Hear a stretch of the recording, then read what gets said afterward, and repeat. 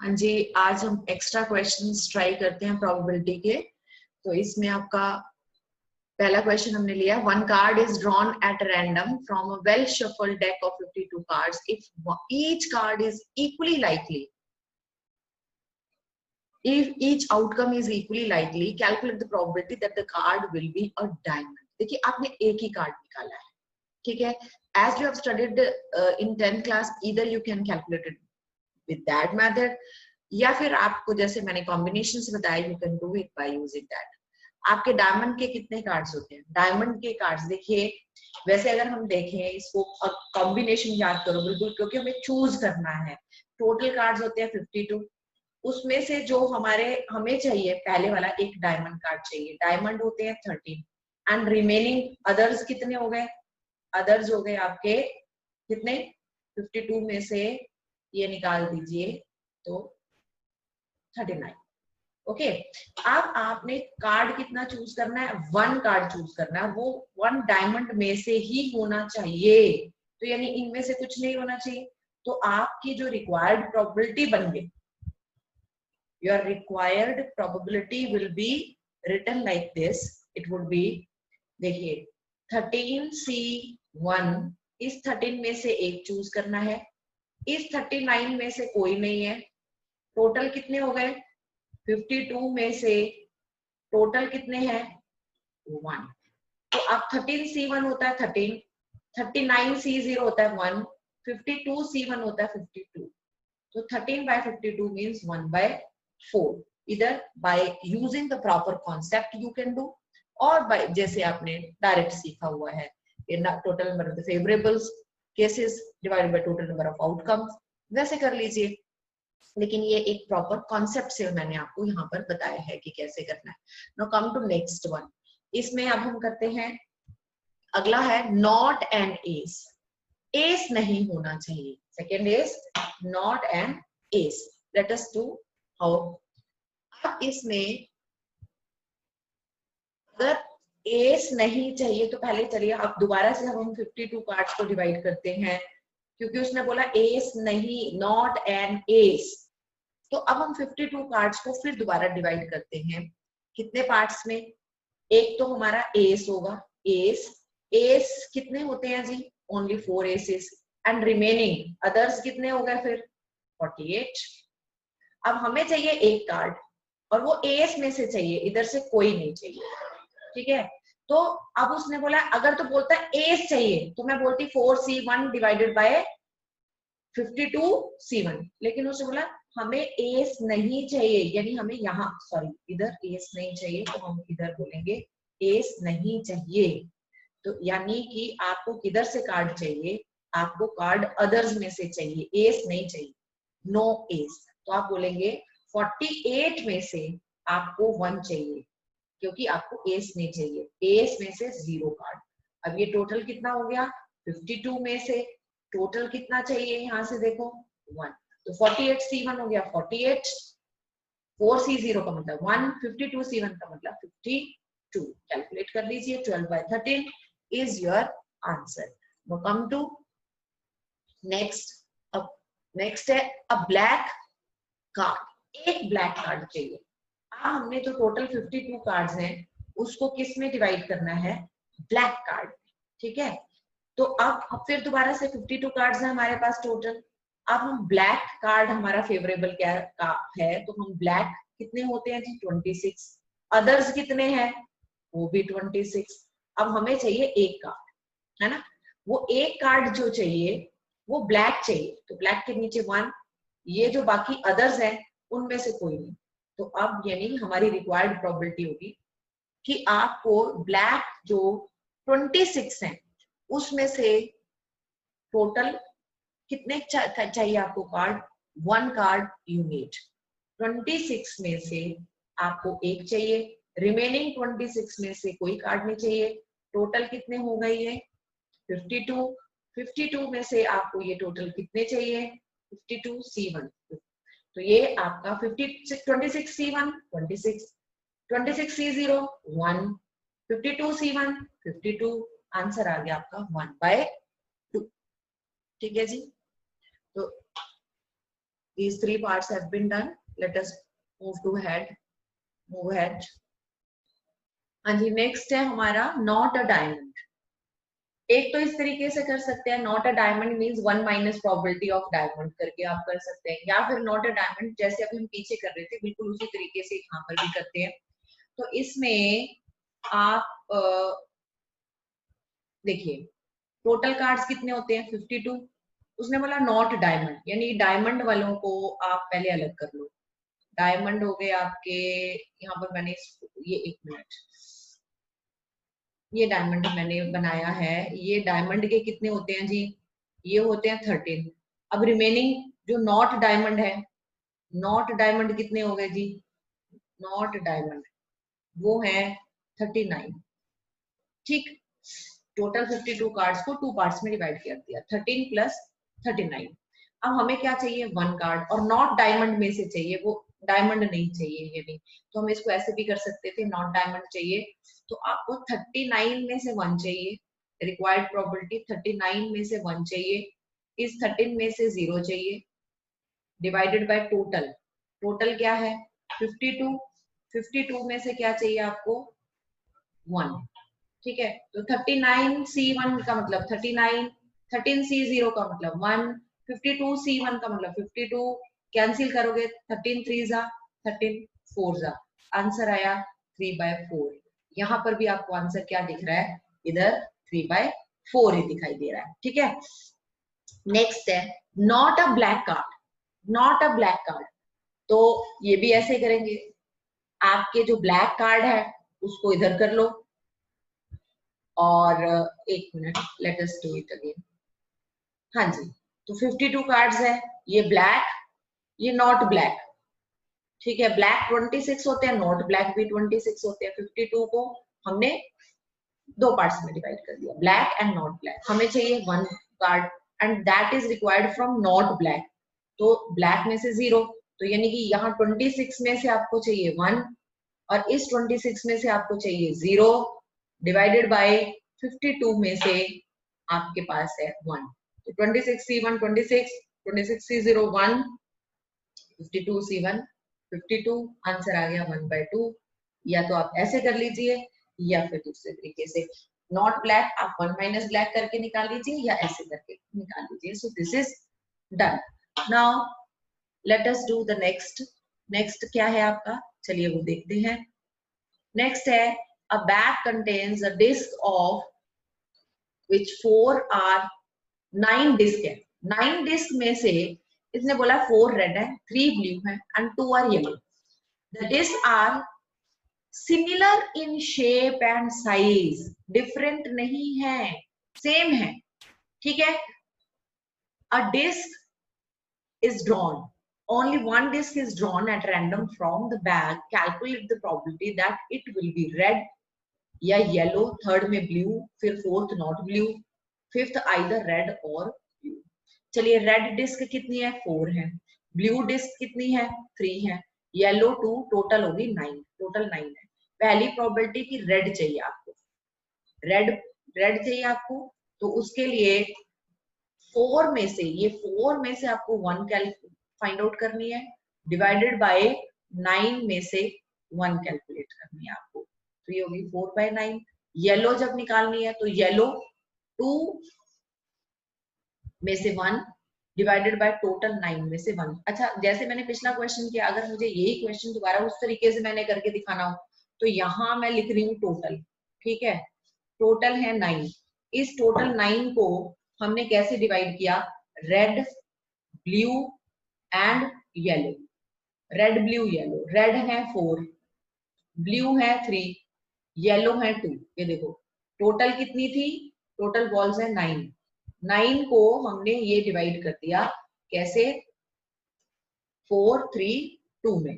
ठीक है, अब इसके बाद फर्स्ट पार्ट जब आपका है, एक ही निकाल रहे हैं आप, बॉल जो निकाल रहे हैं, डिस्क जो निकाल रहे हैं वो एक ही निकाल रहे हैं। फर्स्ट में आपको रेड निकालनी है, यानी रेड में से 1, ब्लू में से 0, येलो में से 0। तो हम इसको कैसे करेंगे, 4 में से 1 निकाली, 3 में से 0 निकाली, 2 में से 0 निकाली, डिवाइडेड बाय 4 + 3 7 + 2, ये 4 3 7, ये कितना 9, और टोटल इधर करोगे तो 1 + 0 + 0 1, 4C1 होता है 4, 3C0 का मतलब 1, 2C0 मतलब 1, 9C1 का मतलब 9, 4/9 है आपके पास।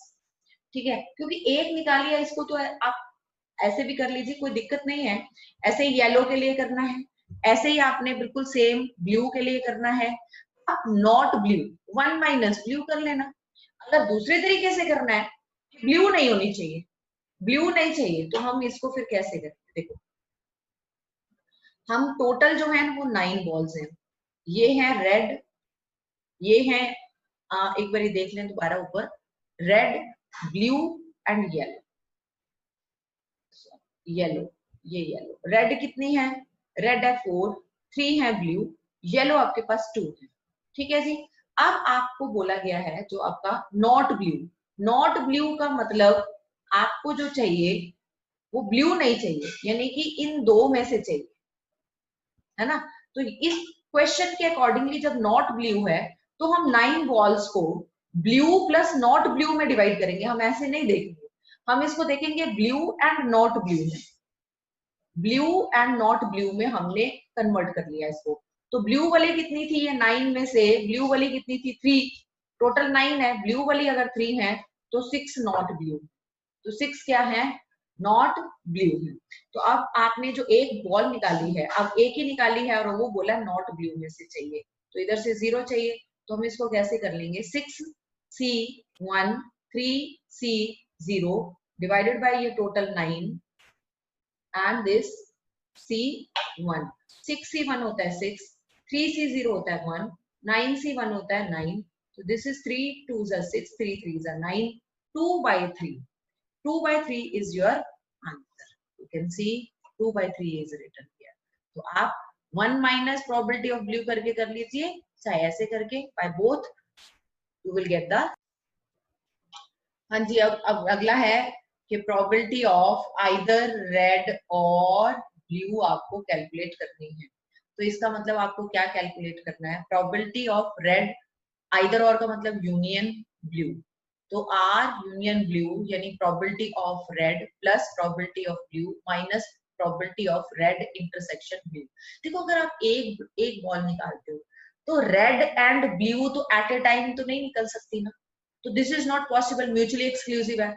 ये लिखा है साथ में, इसकी प्रोबेबिलिटी 0 क्यों लिखी है कि a disc can't be red as well as blue at the same time.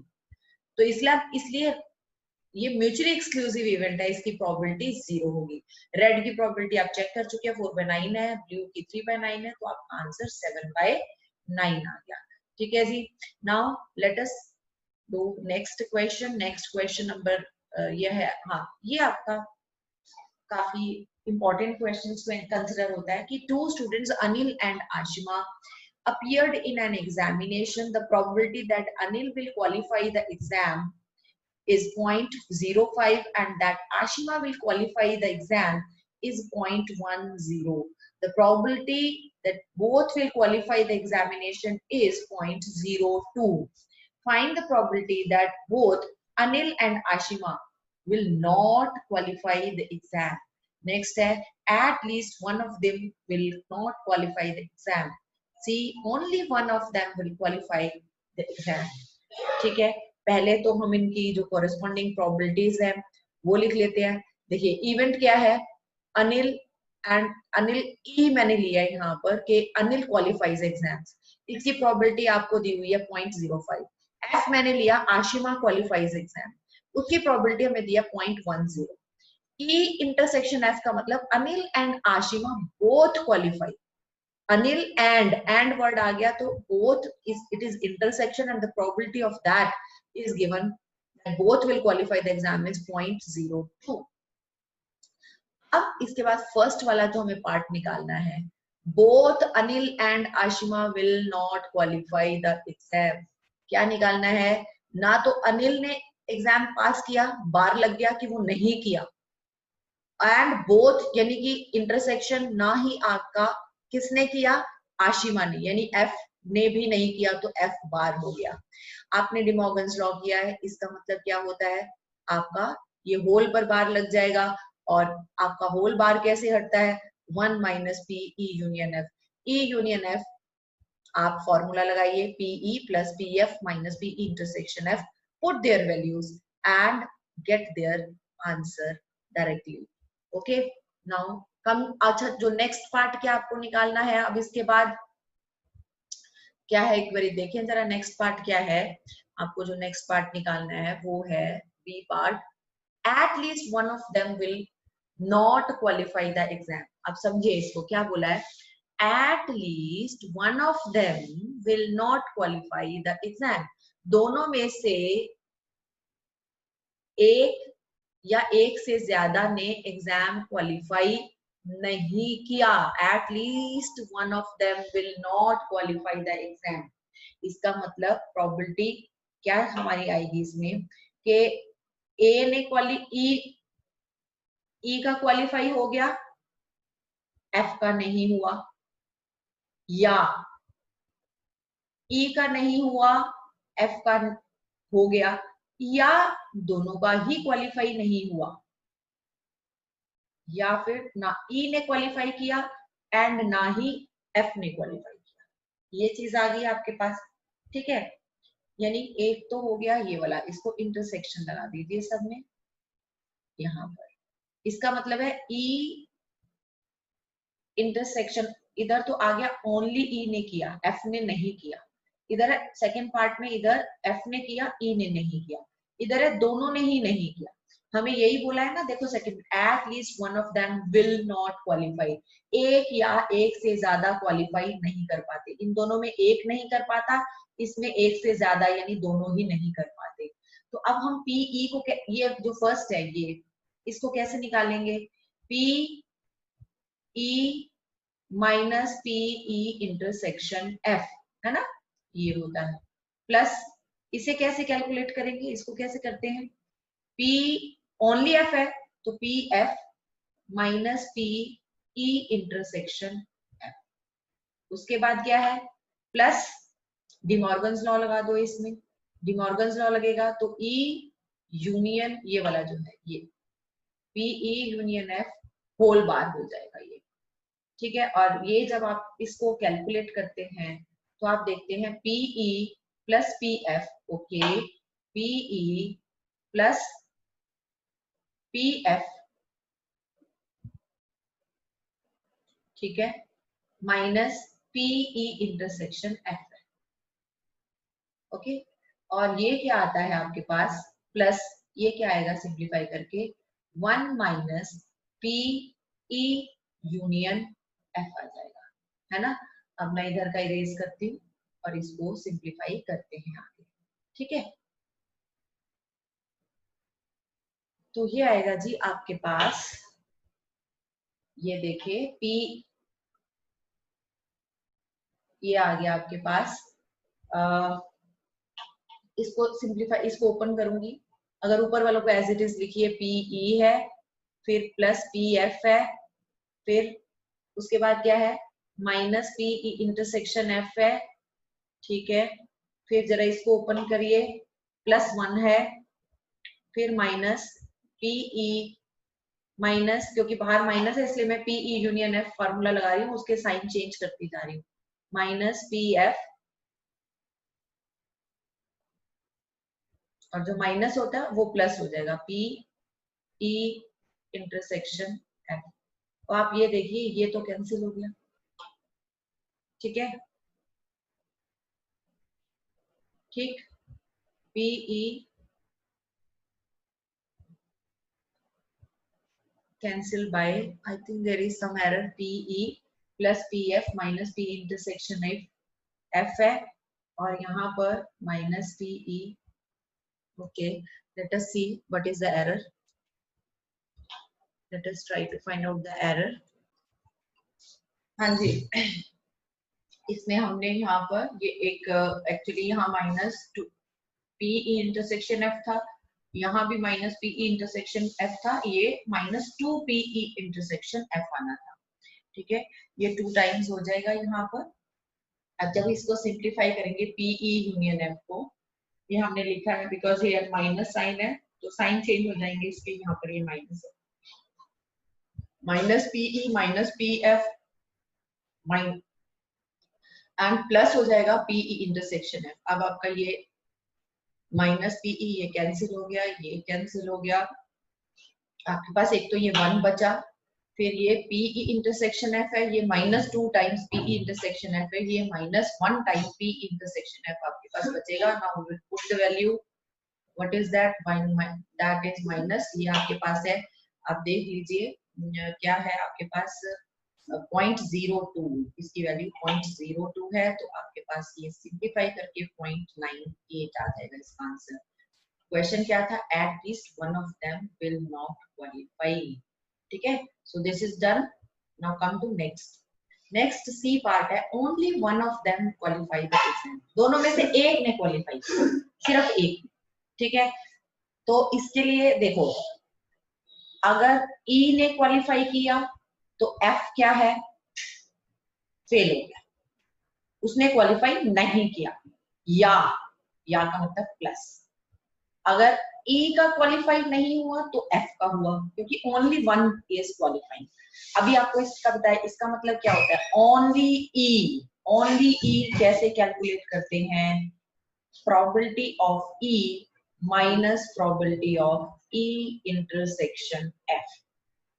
ठीक है, अब यहां पर है ओनली एफ, तो ओनली एफ का मतलब एफ में से, पहली बात तो ये प्लस साइन लगाएंगे यहाँ पर, एफ में से आप ई का साथ जो कॉमन है वो माइनस कर दीजिए, तो आपके पास क्या आया, पीई प्लस में पी एफ है, फिर -2 टाइम्स पीई इंटरसेक्शन एफ आ गया। ठीक है, अब आपके पास ये आ गया, पीई कितना है 0.05 है, पी एफ कितना है 0.10 है, उसके बाद -2 टाइम्स 0.02 है। अगर हम इसको देखें तो ये कितना आ गया 0.15, उसमें से माइनस करना है 0.0, ये आपके पास कितना हो जाएगा 0.08। हाँ, ये 0.02 है आपका, ये जो ई इंटरसेक्शन की प्रोबेबिलिटी एफ की दी हुई है, ये हमें पॉइंट कितना दिया हुआ है, ये 0.02 दे रखी है, कितना दे रखी है, 0.02 दे रखी है, तो हम यहाँ पर 0.02 लिखेंगे। ठीक है, 0.02 का मतलब ये पॉइंट कितना हो जाएगा आपके पास 0.04, 0.04, तो आप इसको सब्ट्रैक्ट करेंगे तो 0.11 is our required answer for this question.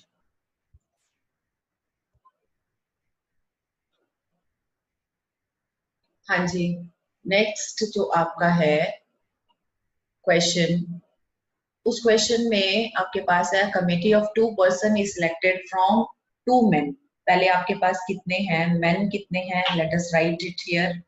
ये 4th क्वेश्चन हम कर रहे हैं, मेन कितने दिए हुए हैं आपको, 2 मेन एंड 2 वुमेन। वुमेन कितनी दे रखी है, वो भी 2 दे रखी है। What is the probability that the committee will have no main.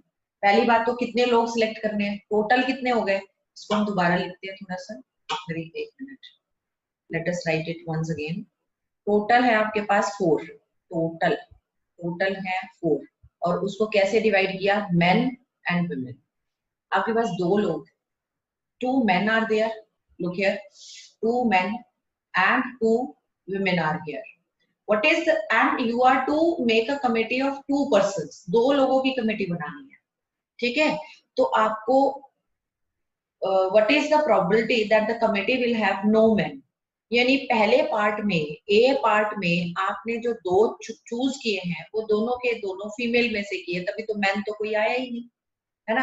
तो फर्स्ट पार्ट कैसे होगा, ए पार्ट होगा कि आपने 2 में से 2 चूज कर लिए, 2C2 इंटू 2C0, इधर से कुछ चूज नहीं हुआ, डिवाइडेड बाय ये कितना है 4, और ये टोटल कितना है, तो इसका आंसर क्या होगा 2C2 कितना होता है, NCN कितना होता है 1, NCN याद रखिए, NCN क्या होता है 1, तो ये 2C2 1 हो गया, तो NC0 भी 1 होता है, NC0 भी 1 होता है, तो ये भी 1 हो गया। अपॉन, क्योंकि 2C0 NC0 की वजह से 1, 2C2 NCN की वजह से 1। अब 4C0 इस 4 के दो फैक्टर्स खोलोगे, 4 into 3 upon 2 factorial, 2 factorial means upon ये 2, ये कैंसिल हो गया, तो आपके पास आंसर आया 1/6। फर्स्ट पार्ट का आंसर है 1/6। अब है 1, अब जो अगर सेकेंड पार्ट है वो हम करें, ठीक है जी। सेकेंड पार्ट में बोला है 1 मैन, यानी कि फिर दोबारा अगर हम लिखें टोटल कितने हैं हमारे पास लोग, टोटल 4 हैं, मेन भी 2 हैं, विमेन भी 2 हैं, ठीक है। अब इसके बाद हमें चाहिए चूज कितने करने हैं, 2, क्योंकि कमेटी बननी है 2 लोगों की। अब सेकेंड पार्ट में 1 मैन इज रिक्वायर्ड, भाई अभी तक तो 2 पूरे नहीं हुए, इसका मतलब 1 will be selected from women, एक लेडीज में से एक जेंट्स में से चूज होगा। तो अब हमारा हो गया 2 में से 1, 2 में से 1, 2C1 2C1 अपॉन 4 में से, ये 4 में से कितना सिलेक्ट किया, ये देखो 4 में से कितना, टोटल में से कितना, 4 में से आपने 2 सिलेक्ट किया, ठीक है। NC1 कितना होता है, N होता है, तो 2C1 कितना हो गया 2, 2C1 कितना हो गया 2, 4C2 जैसे अभी बोला था 4 into 3 या अपॉन में 2 फैक्टोरियल का मतलब 2, ये 2 2 जा 4, ये कैंसिल हुआ, 2 से 2 कैंसिल हुआ, तो आपके पास आंसर आया 2/3। सेकेंड पार्ट का आंसर है 2/3।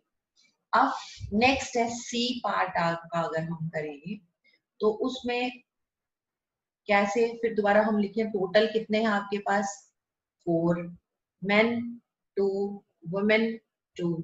अब हमें जो सिलेक्ट करने हैं 2 के 2 वो मेन ही करने हैं, वो मेन करने हैं, वुमेन 0। अब इसको आप खुद कीजिए ट्राई, अपने आप इजीली हो जाएगा, बहुत ही आसान क्वेश्चन है आपका।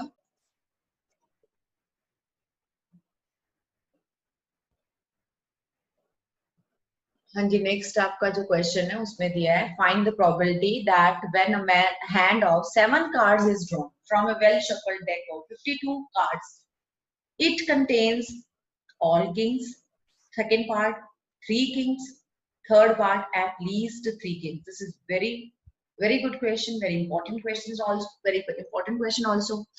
पहली बात, आपके पास टोटल जो कार्ड्स हैं, पहले आप देखो कितने टोटल कार्ड्स होते हैं, 52 52 कार्ड्स होते हैं टोटल। ये हमने लिखा कि ये, एक मिनट, हमारे जो टोटल कार्ड्स हैं वो हैं 52, टोटल टोटल होते हैं 52।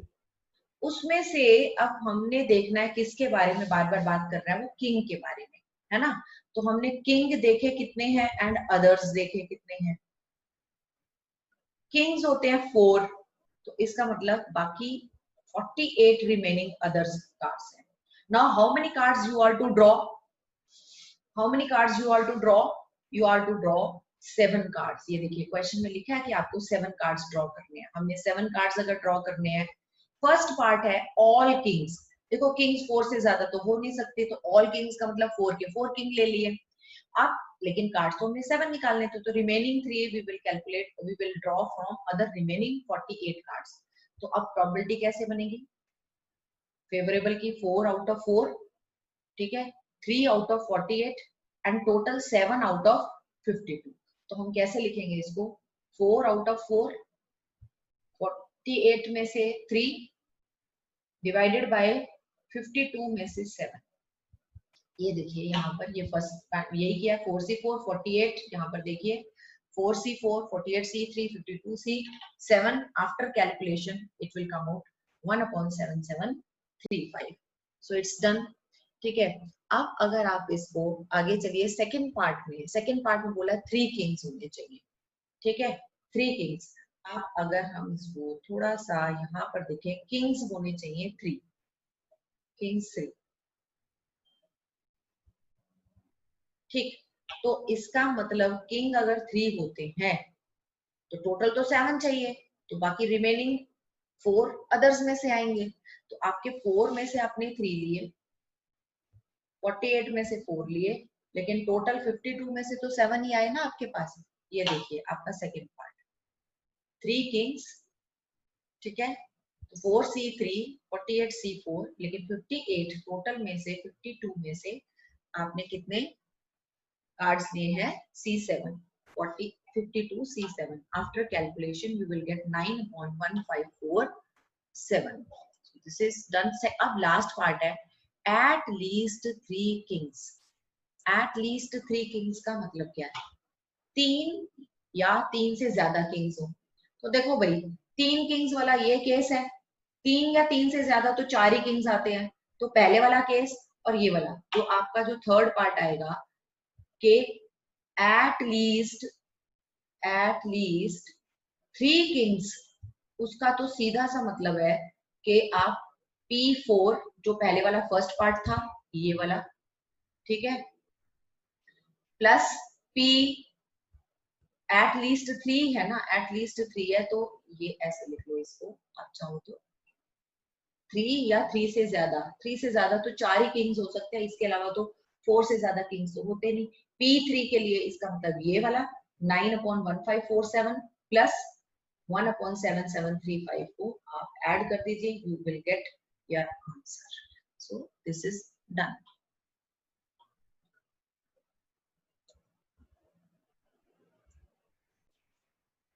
हाँ जी देखिए नेक्स्ट क्वेश्चन है कि इसमें एक in a relay race there are 5 teams A, B, C, D and E.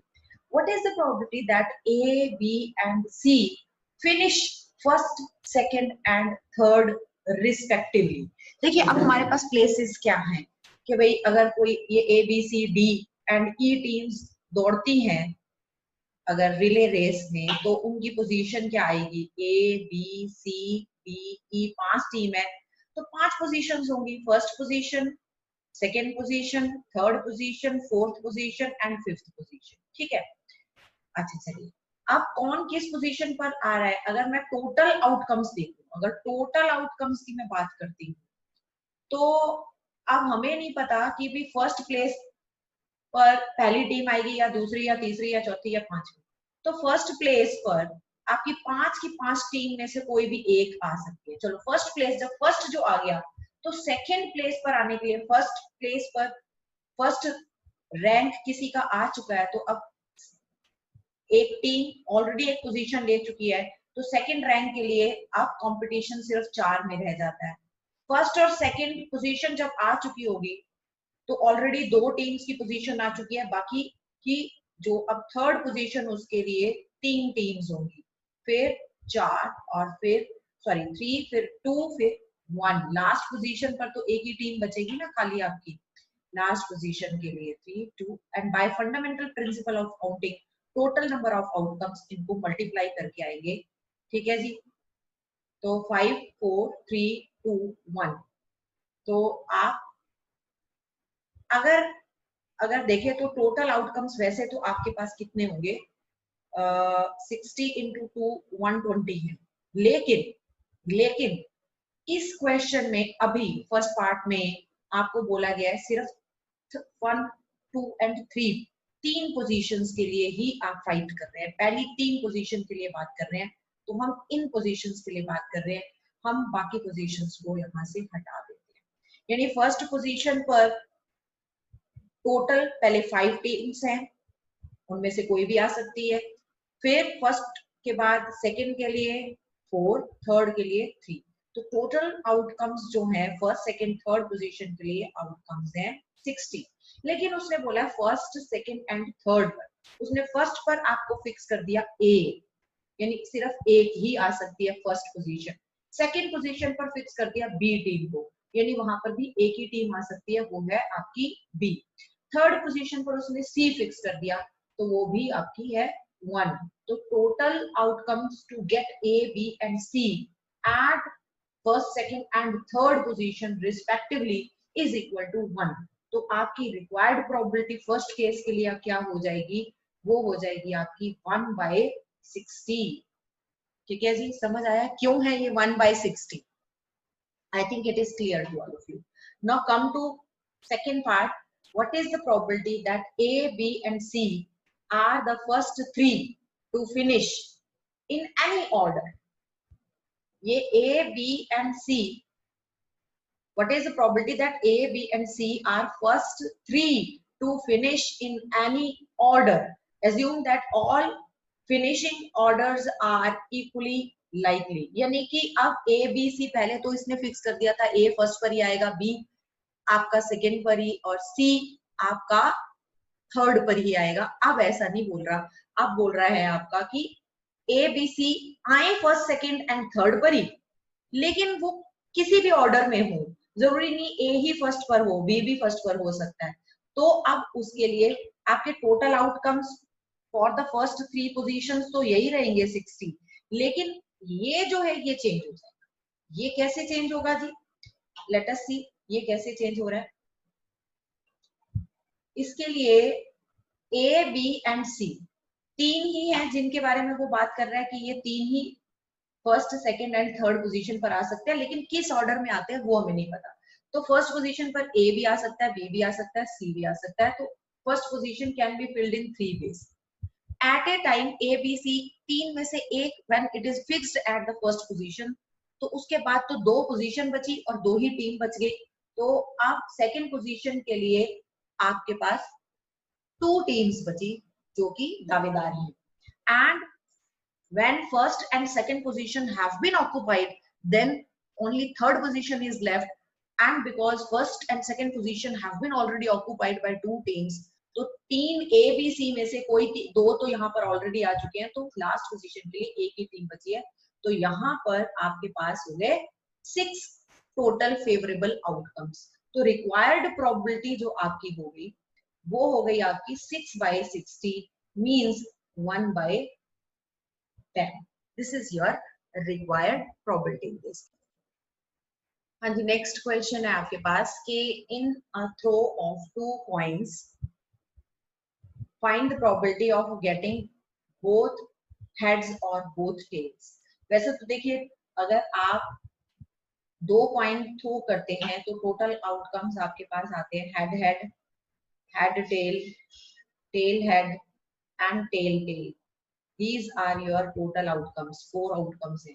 उसमें से आपके जो फेवरेबल जो हैं these are both head और both tail, यानी कि एच एच या फिर एच एच या फिर टेल टेल, बोथ या तो हेड हो या फिर बोथ ही टेल हो। तो आपकी रिक्वायर्ड प्रोबेबिलिटी जो होगी वो क्या होगी, आपके फेवरेबल आउटकम्स हैं 2 एंड टोटल आउटकम्स है 4। या तो आप ऐसे निकालोगे, अच्छा वैसे दूसरे तरीके से अगर आप ऐसे भी निकाल सकते हो, देखो probability of H H plus probability of T T, ठीक है। Probability of head 1/2, probability of head 1/2, probability of tail 1/2, probability of tail 1/2, 1/4 plus 1/4 that is equal to 2/4, again 1/2, both in both ways the answer is same। एक और तरीका मैंने यहाँ पर कर रखा है, आप इसको खुद ही देख लीजिए। तो 3 मेथड्स आपको एक ही क्वेश्चन के मैंने करके ये दिखा दिए। अब आप आ जाइए, इससे नेक्स्ट क्वेश्चन है वो आपका एक डाई से रिलेटेड क्वेश्चन है। Next let us see what is that question. A die is thrown twice. What is the question? A die is thrown twice, 2 बारी एक डाई को आपने थ्रो किया। What is the probability that at least one of the 2 throws comes up with number 3।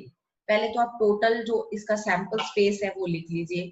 Sample space होगा 1 से लेकर 1/6 तक, है ना।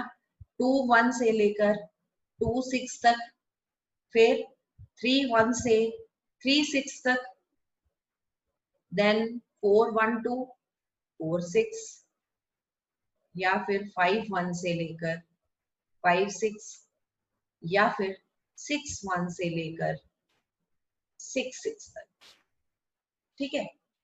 अब हम कई तरीके से इसको क्वेश्चन को करने की कोशिश करेंगे। लेट अस सी। अभी तो पहले ये देखो कि नंबर ऑफ टोटल आउटकम्स कितने हैं।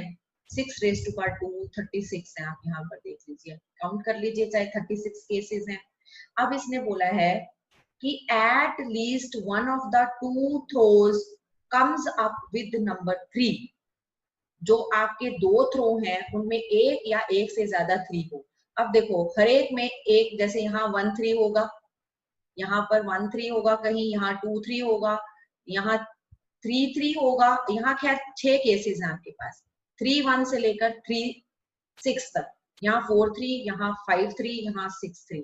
तो अगर 3 वाले यहाँ केसेस 1 2 3 4 5 ये केसेस हैं, प्लस ये यहाँ पर आपके 3 के एक एक 3 3 1 3 2 3 4 3 5 3 6 वो 5 केसेस हैं, इनमें सब में 1 1 3 है, लेकिन एक केस आपके पास ऐसा होगा जिसमें 2 3 है, वो यहाँ पर आएगा 3 3। ठीक है, ये हमारे फेवरेबल केसेस, टोटल हमारे 36 केसेस। तो हमारे पास कितने बनेंगे, टोटल 11/36 इसकी प्रोबेबिलिटी बनेगी। कितनी बनी, 11/36। अच्छा, अब दूसरे तरीके से अगर हम इसको सॉल्व करना चाहें तो देखिए, आपकी 3 आने की प्रोबेबिलिटी कितनी होती है, 3 आने की प्रोबेबिलिटी है 1/6। एक डाई की बात कर रहे हैं, in one die to get 3 that is 1/6, क्योंकि 6 में से एक ही केस होता है जहां 3 होता है एक डाई में।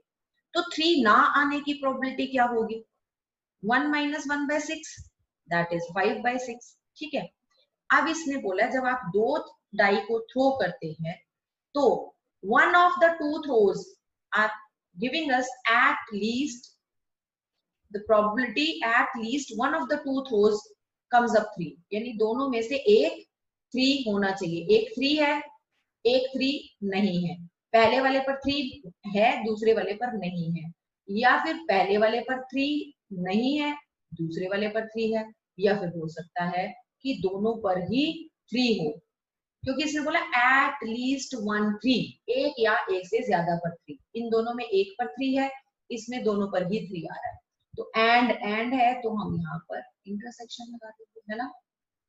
ओके, तो इसमें भी 3, इसमें नहीं है 3, तो 3 आने की प्रोबेबिलिटी 1/6, ना आने की कितनी थी 5/6, प्लस यहाँ पर देखिए ना आने की कितनी थी 5/6, फिर यहाँ पर आने की 1/6, प्लस इसमें फर्स्ट में भी 3 आया, सेकंड में भी 1/6 तो ये आ गया 5/6, 5/36 plus 5/36 plus 1/36 that is again 11/36। ठीक है जी, so this is also done.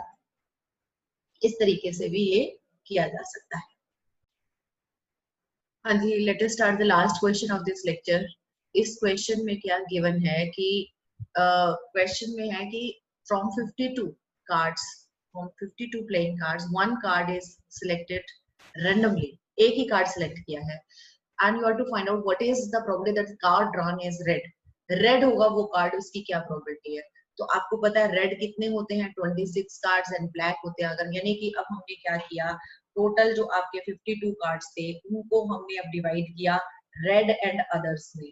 तो रेड कितने हैं आपके पास, रेड होते हैं 26, अदर्स भी 26 होते हैं, और आपने एक ही कार्ड सिलेक्ट किया और वो है आपका रेड में से। तो आपने 26 में से 1 सेलेक्ट किया, इधर से 0 सेलेक्ट किया, तो ये तो आप छोड़ ही दीजिए, 26 सी 0 का मतलब 1 होगा, 26 में से 1, रेड में से 1, बाकी 26 में से 0 अपॉन 52 में से आपने 1 सेलेक्ट किया। ठीक है जी, तो ये तो 1 ही, 26C1 का मतलब 26C0 का मतलब 1, 52C1 का मतलब 52, आपका आंसर आ गया है जी 1/2, you can see.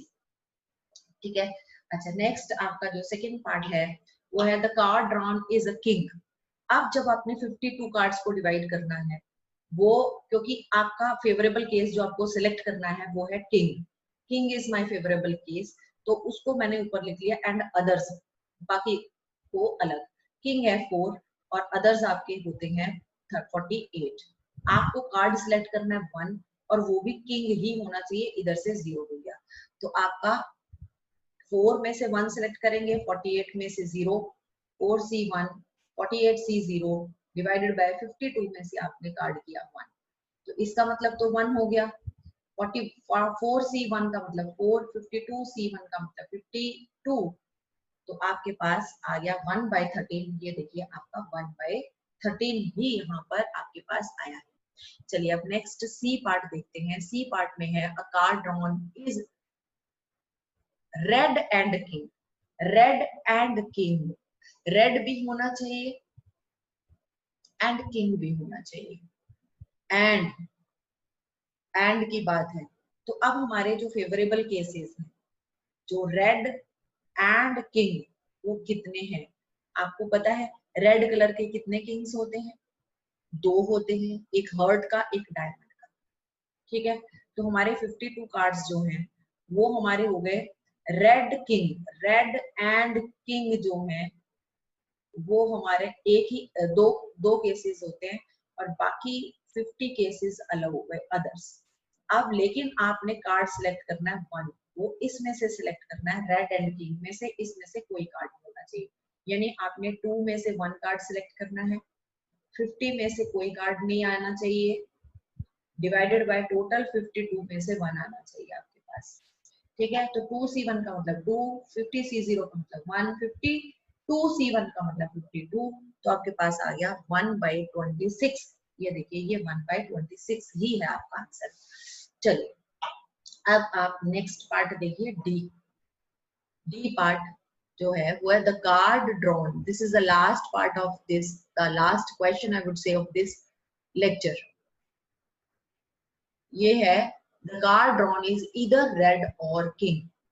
Either red और किंग का मतलब या तो वो रेड कलर का हो आपका कार्ड या फिर किंग हो। तो आप रेड या किंग उसको अलग अलग से, यहाँ पर देखिए आपने रेड कार्ड की प्रोबेबिलिटी, रेड को ई माना तो उसकी प्रोबेबिलिटी निकाली, क्योंकि रेड 26 कार्ड्स होते हैं, 26C1, 52C1 we have already calculated in the first part. King जो है वो 4 कार्ड्स होते हैं, तो 4 में से 1, 52C1 ये भी। अब है red and king. Red and king भी आप ऑलरेडी निकाल चुके हैं अभी पिछले थर्ड पार्ट में। अब हमें चाहिए रेड और किंग, और का मतलब यूनियन होता है और इसका फॉर्मूला है PE + PF - P intersection F। जो आपने कैलकुलेट किए हैं वो वैल्यूज यहाँ पर पुट कर दीजिए, आपका आंसर आ जाएगा। With this question your this chapter is now over. This is done.